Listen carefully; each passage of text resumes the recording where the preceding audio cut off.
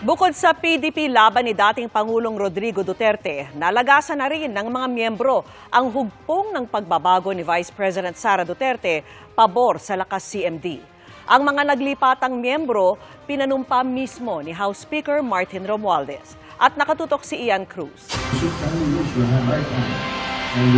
Sa harap ni House Speaker Martin Romualdez, nanumpa ang ilang mataas sa opisyal ng Davao Oriental upang maging miyembro ng Lakas CMD. Kabilang dyan si Vice Governor Nelson Dayang Hirang Jr.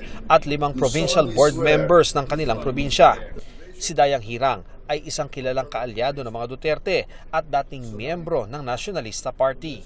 Ilan naman sa board member ay mga miyembro ng hugpong ng pagbabago, ang partidong binuo ni Vice President Sara Duterte. Kanina, sa okasyon ng National Children's Month sa Manila Hotel, tinanong namin ang Vice Presidente ukol dito. Ma'am, yung known allies ninyo sa DAVOR, lumipat daw po sa camp ni Speaker Romualdez. Any reaction po sina Vice Governor Dayang Hirang, yung mga board member niyo, ma'am, mga dati po yung kaalyado sa HND? Opo, no comment.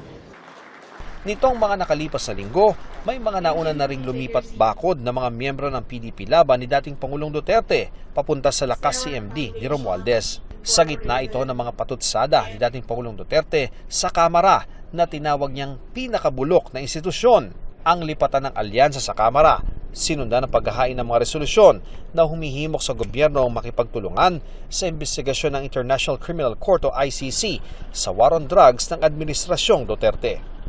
Una nang sinabi ni Pangulong Bongbong Marcos, pinag-aaralan ng gobyerno ang posibleng pagbabalik muli ng Pilipinas bilang miyembro ng International Criminal Court o ICC.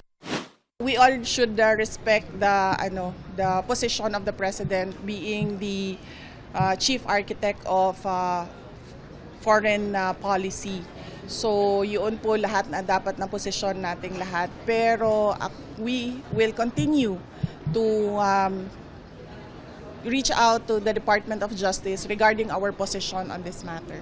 Ma'am, kung say na makikipag-ugnay tayo sa DOJ, so we will still push through na huwag dapat maging posisyon ng government ang makikipagtulungan sa ICC, just to be clear. Yes, opo.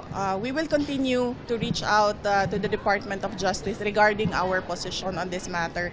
And we will lay down the legal basis of our position with the DOJ.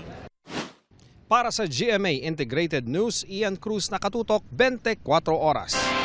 Mga kapuso, kasama nyo kami 24 oras. Mag-subscribe sa GMA Integrated News sa YouTube. Sa mga kapuso abroad, bisitahin ang GMA Pinoy TV at www.gmanews.tv.